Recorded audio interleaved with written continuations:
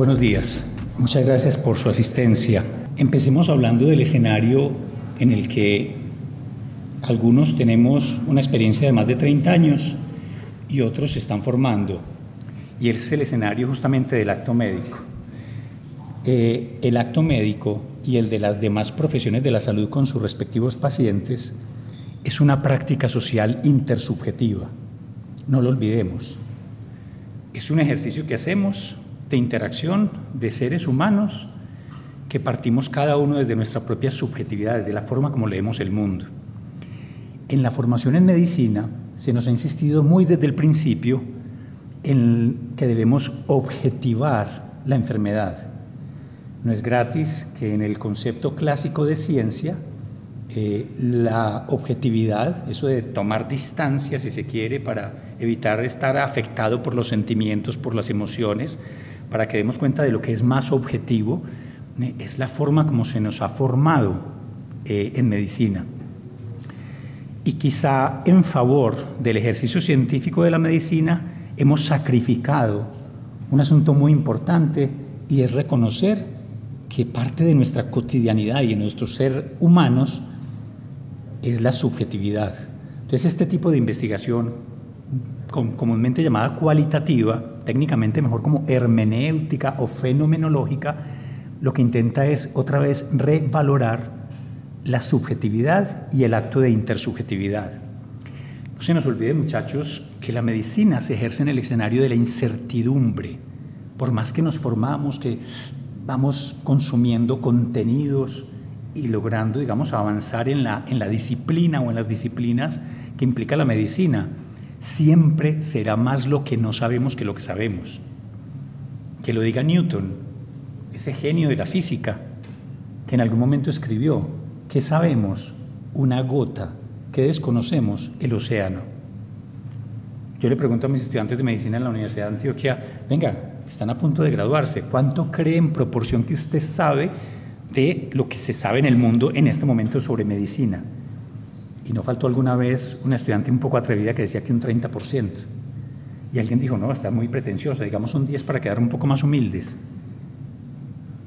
Es posible que sepamos, porque nos formamos para eso, para saber, pero muy probablemente lo que alcanzamos a saber de lo que se sabe en ese momento en el mundo de medicina pudiera no llegar al 1%. Y es una reflexión que le queda a cada uno. En ese sentido, entonces, si reconocemos que la medicina se desarrolla en el escenario de la incertidumbre, es muy importante cualquier cantidad de herramientas que nos permitan leer al otro adecuadamente.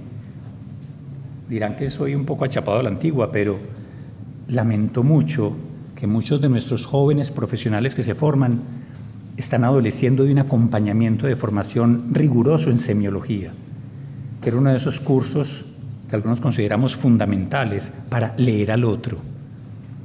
Pero bueno, aparte de eso, pues porque hoy en día ha ido reemplazándose por las pruebas diagnósticas, los criterios de sensibilidad y especificidad en las mismas, en fin, el llamado es a siempre encontrarnos con otra persona, así venga con el rótulo de paciente, reconociéndolo como ser humano, porque eso nos pone en una situación de par con el otro y seguramente nos va a generar un rédito mayor en términos de aprendizaje. Entonces, también con este tipo de investigación estamos haciendo una invitación a tener un nuevo significado de lo que puede ser el acto médico, que se resignifique desde la intención de leer al otro adecuadamente. Las ideas para hacer investigación cualitativa en medicina y en salud pública surgen de necesidades reales. Residentes de obstetricia y ginecología que le expresaron a su profesor de investigación: profe, queremos investigar sobre la violencia obstétrica. Y la respuesta de él, como epidemiólogo, fue inmediatamente: violencia obstétrica, eso ya todo se sabe, ya sabemos la prevalencia, las afectaciones, quiénes son las más afectadas, todo aquello. No, profe, quisiéramos saber la violencia obstétrica desde la mirada de las mujeres que se sienten violentadas. Ah, una cualitativa, listo, busquen a Yepes. Entonces se fueron para el Departamento de Medicina Preventiva, me encontraron y empezamos a hacer un trabajo entrevistando a mujeres que habían tenido la experiencia de sentirse violentadas en el acto obstétrico. Y eso dio lugar a una publicación en una revista Q1 y a mostrarle al mundo la importancia que es la mirada desde el otro. José Martí decía: solo el que hace sabe. con sabiduría, porque esto se aprende como aprendemos, por ejemplo, medicina. Uno puede tomar clases de medicina toda la vida y no aprender nada de medicina, porque la medicina se aprende ejerciendo la medicina.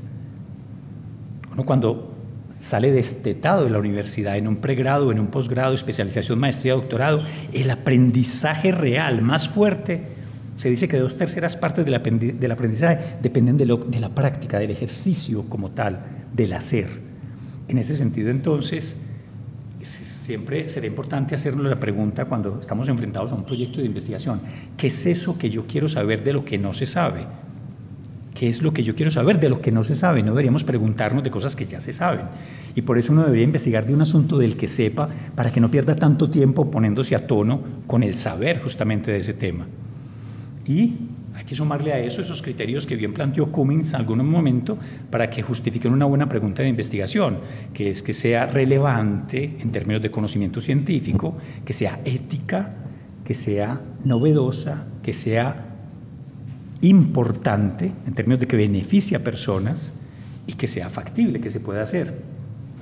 Esto es acompañado del ejercicio de la investigación desde un interés muy grande, desde una pasión también, pero también de un ejercicio muy sistemático que implica mucha dedicación. Por muchos años, cuando estaba haciendo el doctorado en epidemiología y posteriormente en el grupo de epidemiología clínica de la Universidad de Antioquia, de la Facultad de Medicina, yo me sentía como en el lugar equivocado, porque había tenido una formación también muy cercana a las ciencias sociales, de ahí que hace más de 25 años trabajo metodologías cualitativas, concretamente la teoría fundamentada, que viene desde la sociología. Pero curiosamente, cuando estaba en escenarios académicos con estas personas de ciencias sociales, me reconocían como el positivista más fastidioso. Pero cuando estaba con los positivistas, me reconocían como el hereje, el que hablaba las cosas raras, el que hablaba cosas que eran poco rigurosas, y en fin. Y muchos años me sentí como el poeta, como que no soy de aquí ni soy de allá. Y me demoré mucho tiempo para entender que era importante establecer ese puente entre ambas miradas.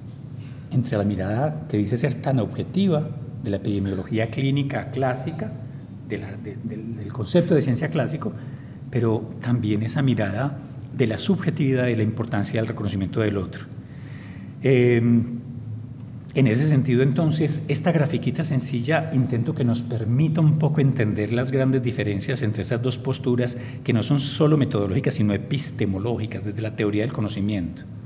Imagínense esa línea disruptiva que hay en la parte de arriba, que cada punto que permite establecer esa línea discontinua es un sujeto de una población. Cada punto es un sujeto. Justamente cuando hacemos investigación cuantitativa, generalmente intentamos dar cuenta de explicar un fenómeno a partir de variables de exposición, variables de desenlace, en relación con ese universo de personas. En términos generales, no cogemos el universo siempre, no agarramos el universo siempre para estudiarlo, pues porque no tenemos plata con que agarrar tanta gente. Entonces, para eso es que se toman muestras, y ojalá que sean muestras representativas. Para que una muestra sea representativa, o sea, para que cojamos un grupito muy pequeñito, pero que refleje justamente lo que sucede en la población, tenemos que cumplir dos características. Y es que la elección, que cada uno de los sujetos del universo tenga la misma probabilidad de ser elegido, pero que la elección también haya sido hecha al azar. Si garantizamos esas dos condiciones, las conclusiones que saquemos para la muestra podemos inferirlas al universo. Esta investigación cuantitativa lo que pretende es explicar fenómenos. Ya decíamos, factores causales, desenlace, pronóstico, y ahí hay una caja negra de cosas que suceden, ¿cierto?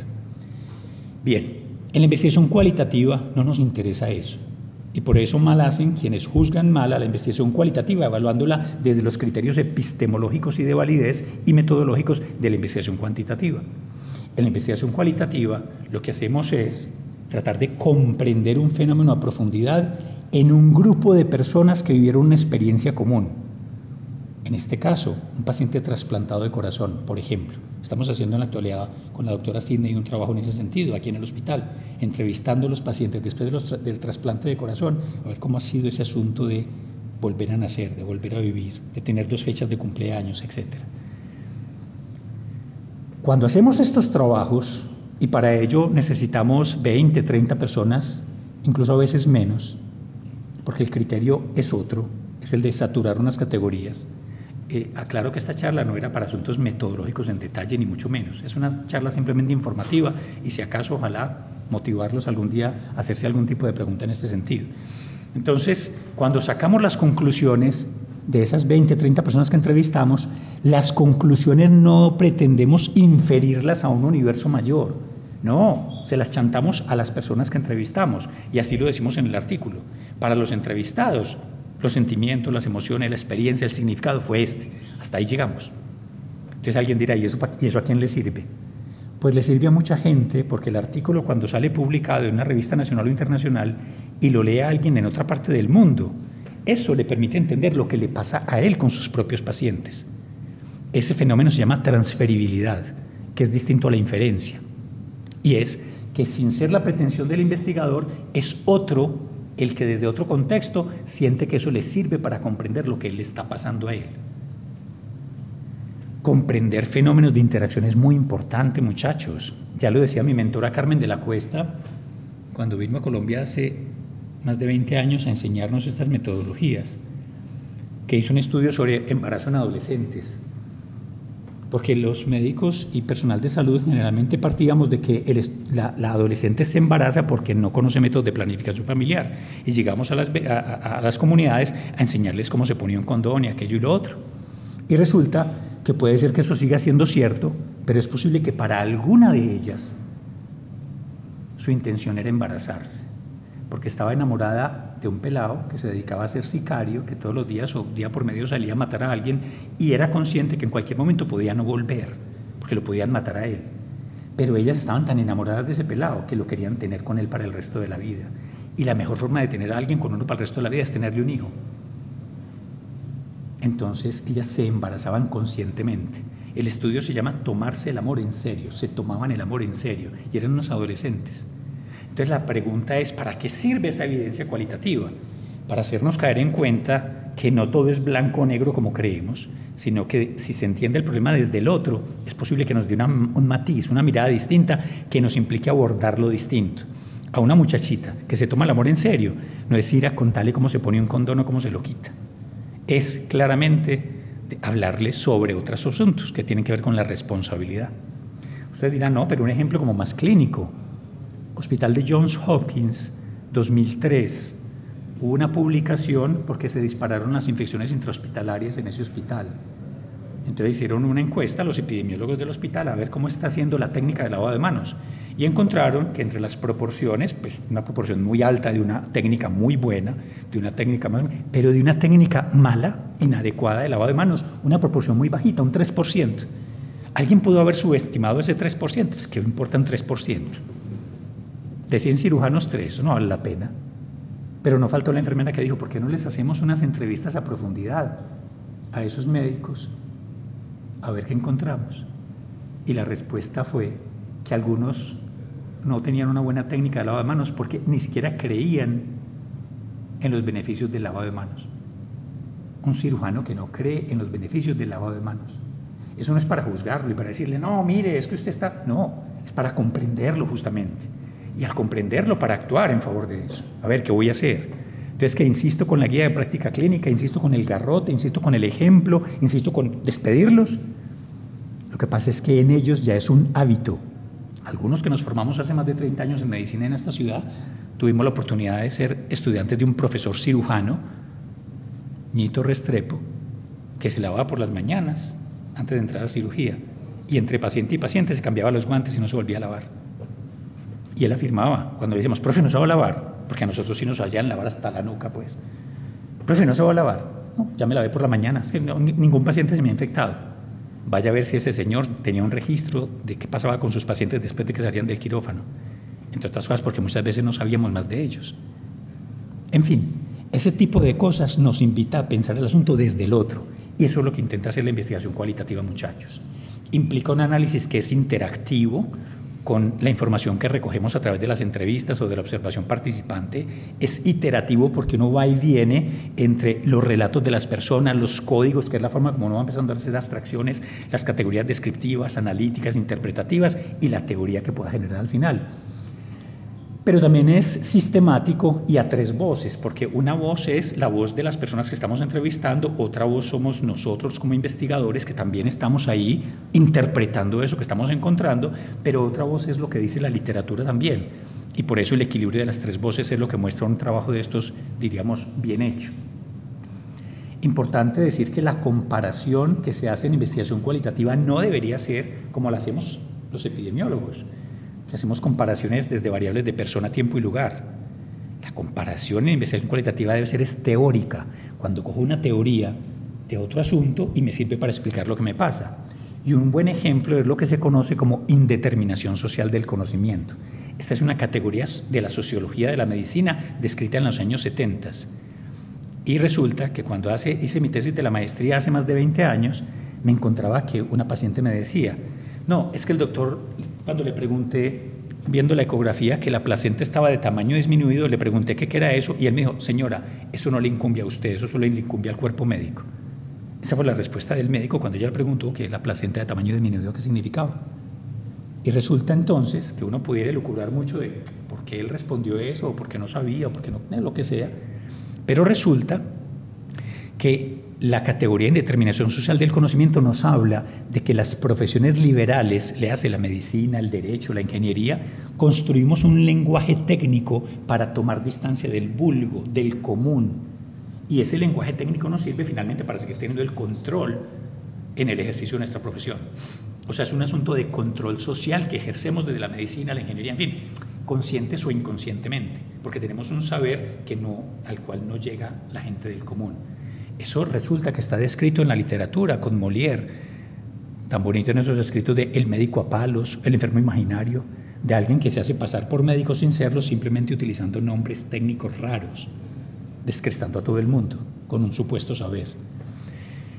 Es tan importante esto que esas abstracciones teóricas como esta pueden perdurar en diferentes contextos y a través del tiempo, como lo hace esta categoría, por ejemplo. Voy ahora a pasar un poco rápido para contarles ejemplos como hemos aplicado investigación cualitativa a situaciones de medicina o de salud pública. En mi tesis de maestría me dio por interesarme en cómo percibían la calidad los usuarios desde ellos, no con una encuesta preestablecida de lo que uno cree que está bien o está mal, no, sino con preguntas abiertas, escuchando los relatos de sus experiencias. Y me encontré, después del análisis de las entrevistas, que el encuentro entre médicos y pacientes es un encuentro dispar, desigual, que sin querer queriendo genera dependencia en la atención en salud de un actor hacia el otro. El uno se va volviendo dependiente del otro y el uno va teniendo más el control. Y esa relación desigual parte del diferencial reconocimiento que tenemos de la enfermedad. Una cosa es la construcción que tenemos de la enfermedad los médicos, otra es la construcción de la persona. En el libro que recientemente escribí sobre teoría fundamentada para investigación cualitativa en medicina, que ha sido publicado por la editorial EIA, el Hospital Pablo Tobón y la Universidad de Antioquia, empiezo diciendo en la introducción una anécdota que fue real. Gota Gruesa, un médico amigo mío que trabajó en Urabá más de 10 años y se hizo experto en malaria, con la cantidad de pacientes que demandaban atención de malaria. Era tal su experticia que cuando no estaba el técnico de laboratorio para hacer la gota gruesa, él a ojo decía si era Vivax o Falciparum, a ojo, con una tasa de acierto que superaba el 95%. Entonces llegó un momento en que ya gota gruesa le pusieron el rótulo gota gruesa. Resulta que gota gruesa trabajó en Urabá más de 10 años, diagnosticaba, trataba, estudiaba, era reconocido como el médico que más sabía de malaria en el Urabá. Y unos años después renunció, se vino a trabajar a Medellín a Metrosalud y en las primeras vacaciones se fue a la costa pacífica colombiana. 10, 15 días después de venir de pasear empezó a tener unos escalofríos que sentían que lo sacaban del cuerpo. Empezó a tener unas fiebres que sentía que lo quemaban por dentro. Y pasaron 3, 4 días y pensando que tenía una virosis o quién sabe qué, su esposa, que no es médica, le dijo, mijo, ¿no será que tenés una malaria? Y él se ofendió, ¿cómo que mi esposa, que no es médica, me va a poner un diagnóstico a mí cuando yo reconocía la malaria a leguas y no la veo en el espejo? Pues no se aguantó más, 5 días se aguantó hasta que se hizo una gota gruesa y dio positivo para malaria. Y tomando unas cervezas me decía, Yepes, los médicos vivimos más engañados. Sabemos en teoría todo de la enfermedad, pero no sabemos de lo que es padecer la enfermedad. Eso es lo que hace la investigación cualitativa. Nos acerca al padecimiento, al sufrimiento, a la experiencia desde el otro. Y por eso, como bien lo dice Susan Sontag, en La enfermedad y sus metáforas, solemos andar con el pasaporte bueno, el de la salud, el de los saludables, el de los aliviados, pero en cualquier instante se nos voltea el pasaporte y nos sale el pasaporte de los enfermos. Y para los médicos sí que es cierto que es muy duro convertirnos en un instante en pacientes. O como lo dice hermosamente Henry Marsh en Do No Harm, ante todo no hagas daño, ese neurocirujano inglés con tanta experiencia que nos decía, en la medida en que me hago más viejo, me siento más vulnerable y más cercano a la esencia de los otros seres humanos, esos que yo he tratado como pacientes, pero que finalmente en el fondo yo nunca dejé de ser uno de esos. Entonces uno también le baja un poquito a la objetividad, le baja un poquito al tono de todo lo que yo creo que sé, de todo lo que... porque sabe que desconoce mucho más. Hemos hecho investigaciones, alguna vez estudiantes de la Facultad de Medicina que después de una clase me preguntaron, profe, nosotros quisiéramos saber cuál es el imaginario que hay en el estudiante de Medicina de Antioquia acerca del Hospital San Vicente de Paúl. Y eso dio lugar a un estudio mixto, qual y quanti, y dio lugar a 2 publicaciones, donde percibimos también en la parte cuantitativa que las relaciones de los médicos con las enfermeras, de los estudiantes con las enfermeras, con los médicos, con los pacientes, eran en tal proporción, unas barras, ¿listo? Pero cuando hicimos la parte cualitativa nos dimos cuenta, por ejemplo, de la tensión tan fuerte que existe entre el estudiante de medicina e información y las enfermeras jefes, porque cada uno tiene una subvaloración del conocimiento del otro. El estudiante de medicina muchas veces subvalora el conocimiento de la enfermera, siendo la jefe, la dueña del servicio, y ella en su potestad de administrar un servicio siente como una amenaza este peladito en formación que llega también a irrumpir y a querer darle órdenes. Entonces, entender ese asunto a fondo nos permite comprender mucho de lo que nos pasa. O, por ejemplo, otra cosa que salió con fuerza en este estudio fue la lógica del poder del conocimiento en el cual nos formamos los médicos. Hay una lógica de poder de conocimiento, que mientras más viejo sea usted, mientras más experiencia tenga, mientras mayor nivel de formación, el R3 sobre el R2, sobre el R1, sobre el interno, sobre el estudiante, todos pisoteando al estorbante, todos pisoteándolo. Esto está evidenciado con trabajos sobre currículo oculto que les mencionaré ahora y que está publicado en la literatura. La obsesión de un estudiante de medicina que después de una clase conmigo salió y me buscó, profe, yo quiero hacer investigación de la que usted hace. ¿Y qué te interesa? Profe, el dolor. Mi obsesión con el dolor es mucha. ¿Cómo sería la obsesión de ese muchacho? Y no porque sufriera un dolor, aparentemente. Que ese muchacho terminó medicina, hizo la especialización en anestesiología, medicina en la Antioquia, anestesiología en la Nacional, hizo un fellow en cuidado crítico y la maestría en epidemiología clínica y siguió estudiando, pero obsesionado con el asunto del dolor. Pues hicimos unas entrevistas a profundidad a pacientes que hubieran sido operados de cirugía por ortopedia en el Hospital Pablo Tobón y publicamos este artículo en una revista de la Universidad Nacional que se llama De la máquina que se repara al dolor que habita lo corpóreo. Experiencias y significados del dolor en pacientes en un hospital de alta complejidad. Ya les hablaba del currículo oculto, del buen médico, la jerarquía y el maltrato. Ese currículo oculto, que son todas esas prácticas que hacemos que están por fuera de lo que está escrito en el deber ser de la formación médica, que son las interacciones con otros, ustedes lo saben porque lo están viviendo, tenemos un montón de ejemplos muy positivos de profesores nuestros que debemos seguir, pero tenemos ejemplos claros de profesores que no queremos ser así. Muchachos, no se les olvide que uno aprende más de un mal profesor que de un buen profesor. Si uno tiene claro que uno no quiere ser así, no se les olvide. Y hemos evidenciado situaciones de abuso. Este estudio lo hicimos en 2 facultades de medicina de Colombia, la Universidad de Antioquia y la Universidad Tecnológica de Pereira. Y es como si fuera el mismo patrón. Médicos que en la consulta, en el acto médico, no solo algunas veces invisibilizan al estudiante, sino que lo subvaloran, ¿cierto? ¿Algún ejemplo de un testimonio de una entrevista? La doctora obstetra atendiendo consulta y apenas ve la historia que le sigue, ¡ay, la señora de la hemorragia uterina disfuncional! Juan Pablo le dijo al estudiante, anda, llama a doña hemorragia, a doña hemorragia. Ella la bautizó así, llame a doña hemorragia. Juan Pablo le dijo, profesora, disculpe, la señora no creo que se llame así, no la voy a llamar así. Juan Pablo la enfrentó a la profesora. Como decía José Martí en sus mejores páginas, tan abominable es el hombre que da la guerra evitable como aquel que no pelea la guerra inevitable. Muchachos, hay peleas inevitables en la vida y hay que darlas. Y una de esas es por la dignidad, o de nosotros o de otros. El caso es que Juan Pablo se negó, la profesora le insistió y él se negó a llamarla, y cuando Juan Pablo vino a mirar el nombre de la señora para llamarla por el nombre, la profesora cerró la historia en físico, se paró y fue y le dijo, hemorragia, venía a ver delante de todas las pacientes. La llamó, hemorragia, ven y puede seguirte. Juan Pablo quedó indignado, salió de esa práctica y se fue para mi oficina, profe, es que mire qué piedra. Años después esa señora salió echada de la universidad. Cosa difícil. Si es difícil entrar a la Universidad de Antioquia, más difícil es salir.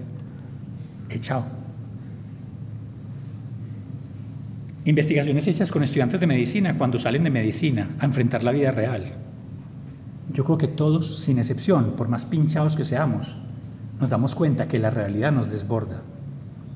Tristemente hoy cada vez ustedes están menos expuestos a ir a hacer un rural, asunto que yo recomendé siempre a mis estudiantes, porque yo sentía que uno se hacía persona y médico en el rural, con mucha fuerza, por estar expuesto a situaciones de la vida real.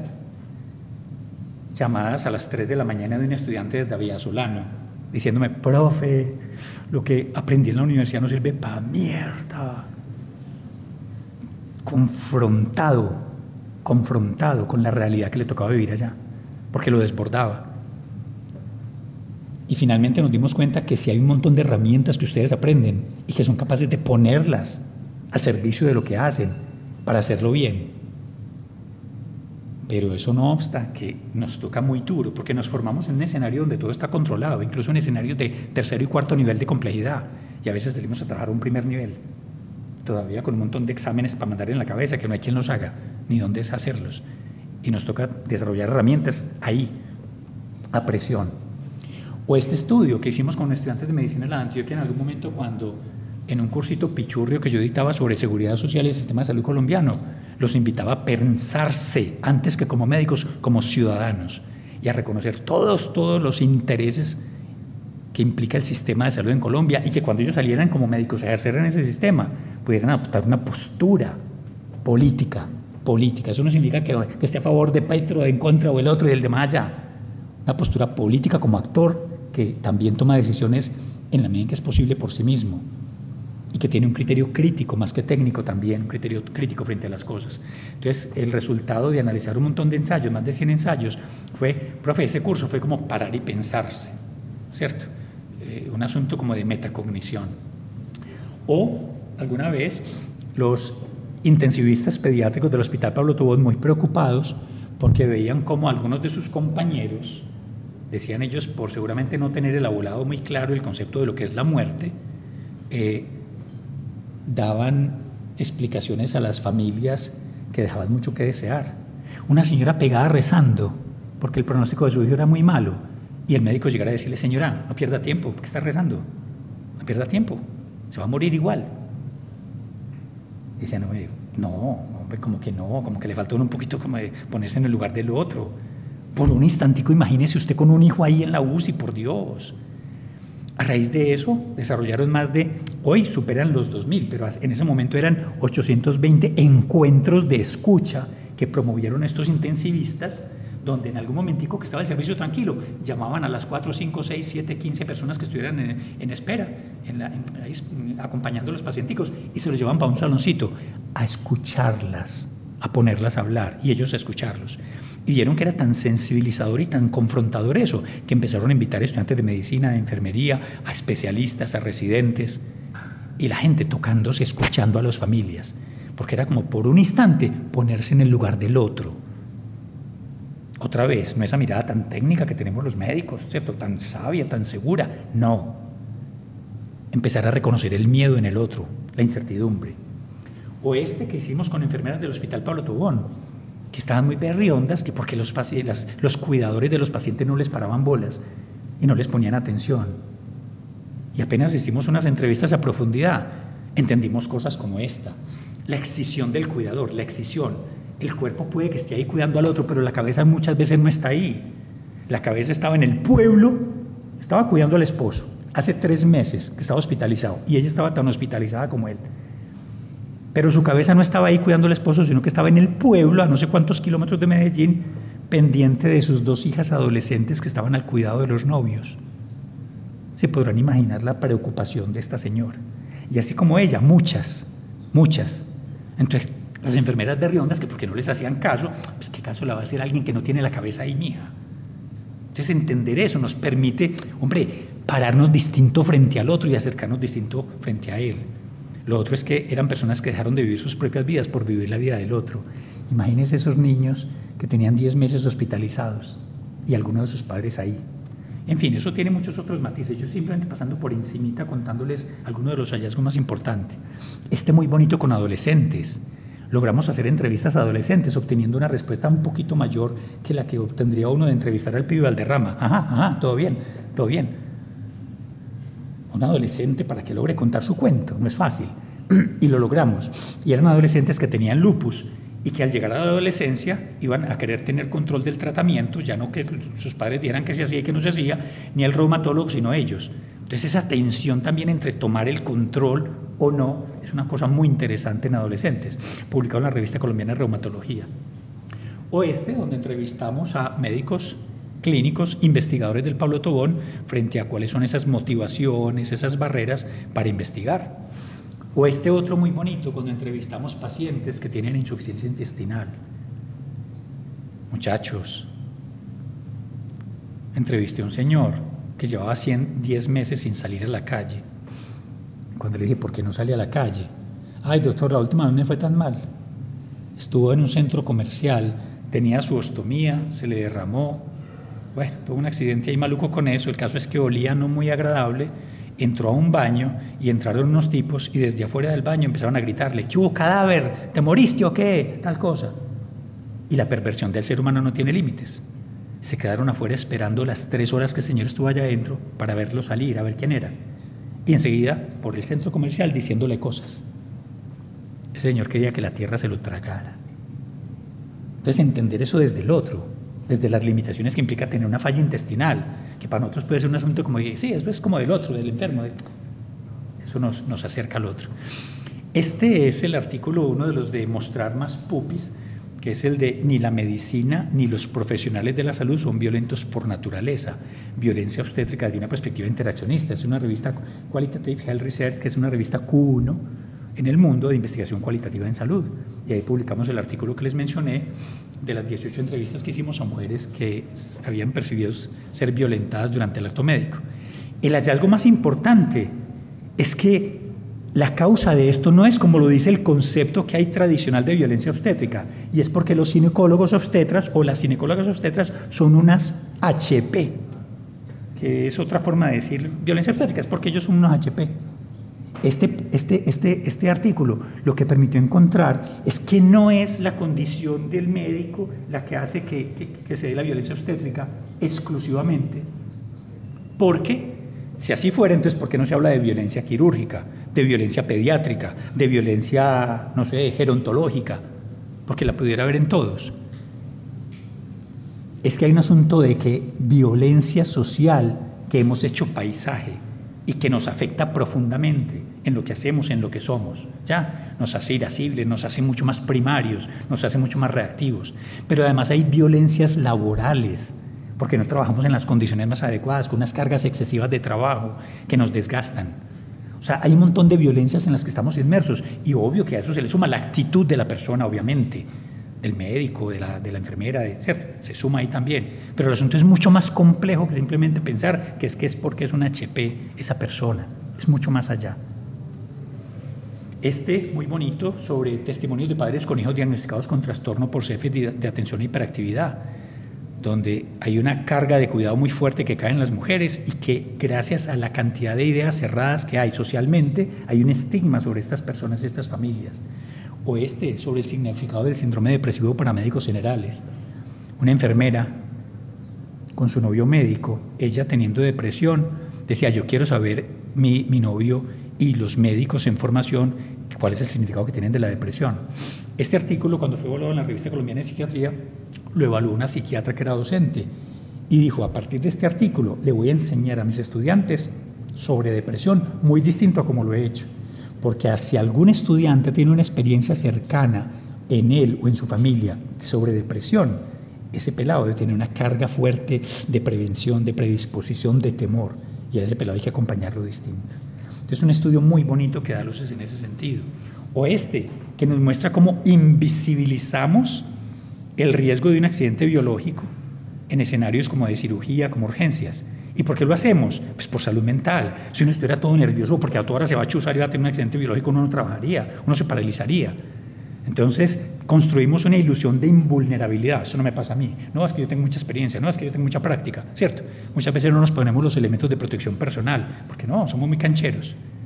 Entonces, esto nos invita a pensar que el asunto está ahí. O Amor, Riesgo y SIDA, que fue un estudio que hicimos de maestría haciendo entrevistas a hombres que tienen sexo con hombres. Pero venga, hombre, ¿pero por qué? ¿Por qué estos muchachos se contagian tan fácil? ¿Por qué se siguen exponiendo, a un contagio? Y en fin, es que el concepto de riesgo en ellos es distinto, y eso fue lo que encontramos. Para ellos el riesgo es una oportunidad de no perder a ese otro que les gustó. Están en un sitio, se lo encuentran, está el flechazo de la mirada, y rápidamente, en cuestión de segundos, elabora que quieren estar con esa persona, íntimamente. Y el hecho de siquiera sospechar, ¿y será que está infectado y me puede contagiar y no sé qué? Venga, a ver, puedo perderlo y me pierdo esa oportunidad. O sea, el riesgo en ellos se transforma en riesgo a no perderlo, a no perderme una noche con esa persona. Entender eso nos permite abordar esas personas distintas, muchachos. O que hicimos recientemente con internistas del Pablo Tobón sobre una autocrítica al diligenciamiento de la historia clínica. La historia clínica dejó de ser lo que era, porque hoy en día responde más que a fines del acto médico, a fines administrativos y financieros en Colombia. Y gracias a eso hemos tomado distancia del paciente. Hoy en día pasan más tiempo en el computador que directamente con el paciente. Y la historia clínica se volvió un montón de herramientas que hemos desarrollado, de copiar y pegar, de no sé qué, y un montón de cosas ahí. No, que ahora sistematizadamente no se cometen errores y ahora sí se entiende, porque antes no se entendía la letra. Hoy en día, yo que hago estudios de investigaciones con bases de datos de historias clínicas, nos imaginan la cantidad de dificultades que tenemos por la calidad del dato. Entonces, es una autocrítica muy tesa y hecha desde los internistas que reconocemos en medicina que son pues como los más juiciosos en el diligenciamiento de la historia clínica. Ni hablemos de otras disciplinas entonces, ¿por qué? O sobre lo que significa la realimentación en educación virtual. Esta investigación fue hecha antes de la pandemia, pero recientemente publicada, sobre cómo los profesores, cuando tenemos interacción educativa a través de la virtualidad, tenemos los sentidos vedados, o sea, no alcanzamos a leer al otro como pudiéramos leerlo cuando estamos de frente. O muy bonito sobre luchas comunitarias por la subsistencia en una vereda de Granizal aquí en Bello. Gente que le toca lidiar mucho con muchas tensiones para sobrevivir. O trabajo, cuando entrevistamos, haciendo entrevistas a profundidad a enfermos renales crónicos, que en algún momento en una sala de diálisis me decían: doctor, esto es una enfermedad dormida. Y eso me hizo clic. Y por eso es lo que nosotros los médicos llamamos enfermedades latentes, que el otro no siente nada, entonces no se hace nada. Y eso me permitió entender la pérdida de oportunidad en prevención que hay con los enfermos renales crónicos, porque como muchas veces no sienten nada, entonces no le hacen caso al médico de que no coma, de que se tome esto, de que se haga lo otro, de toda la cantidad de restricciones, justamente porque...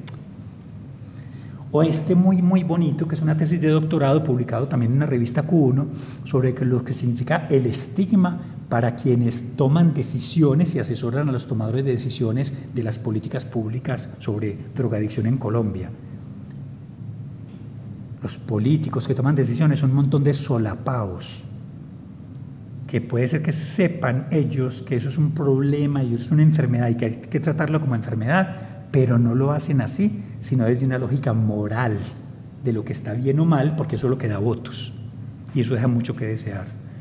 O otro sobre los programas de alimentación y nutrición en Colombia en relación con las políticas de mercado y cómo muchos de esos programas lo que hacen es beneficiar a unos grupos privados que montan empresas intermediarias para prestar esos servicios.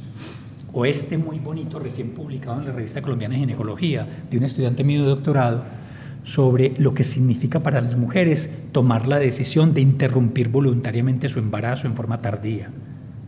Este asunto que se ve tan pecaminoso y que deja tanto que desear desde la lógica moral o religiosa, y donde ellas justifican íntimamente la decisión de hacer la IVF en un entorno de profunda soledad, enfrentando un asunto que es tabú, pero que finalmente las lleva a transformar su vida, expuestas a negación sistemática de derechos, porque incluso cuando llegan a que les hagan el feticidio, muchos médicos y enfermeras las juzgamos como si fuéramos dioses con una moral distinta que nos da la posibilidad de juzgar al otro y de sentenciarlo.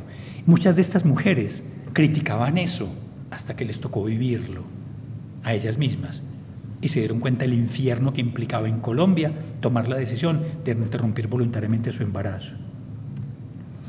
Hay muchos otros artículos que estamos trabajando: el cuidado con niños de parálisis cerebral infantil, el significado del dolor para médicos que trabajan en urgencias, el significado, lo voy a presentar en España ahora en noviembre, en un congreso internacional sobre lo que significó la experiencia de cuidar a una hija con trastorno de espectro autista durante 32 años. Una médica que cuando la entrevisté, su hija tenía 32 años siendo autista. Y esa médica dejó de vivir su vida por vivir la vida de esa niña y de acompañarla. Leer eso es una experiencia que lo conmueve a uno, que lo sacude en lo más profundo de lo que implica, porque incluso se vuelven familias autistas que tienen que aislarse porque socialmente son estigmatizadas y rechazadas, y se vuelven familias autistas viviendo una vida muy distinta. Artículos que en la actualidad están en evaluación por pares: la experiencia de afrontar el cáncer de mama, que lo estamos haciendo con cirujanos del Pablo Tobón, cirujanos de mama; cómo es que un médico convencional se convierte en médico alternativo; un estudio muy lindo que hicimos sobre identidades diversas, disforia de género, en fin, con adolescentes, muy bonito, la cárcel en la que se sienten estas personitas que se reconocen de un sexo distinto al que aparentemente tienen. O también estudiar la satisfacción e insatisfacción en servicios de salud, o también es muy bonito, que es el significado de la vigilancia del cáncer de tiroides versus cirugía, pero desde los pacientes. Acaba de ser presentado en el Congreso de Tiroides en los Estados Unidos. O sobre conflicto de interés entre los pediatras y la industria farmacéutica, que lo hicimos con métodos mixtos. O sobre el significado de la actividad física en pacientes con VIH, que está siendo evaluada por pares en una revista norteamericana. O también de atención primaria en salud en el escenario de formación. Muchos años escuché que me decían los estudiantes de pregrado de medicina, de especialización, de maestría, de doctorado: profe, escriba un libro, es que lo que usted nos dice no está en los libros, y en fin. Entonces, gracias a eso, saqué un año sabático de la Universidad de Antioquia y pude hacer esta publicación.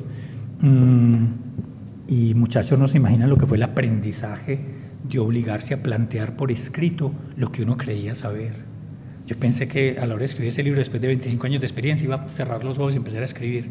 No. Lo confronta uno realmente contra lo que sabe y lo que no sabe.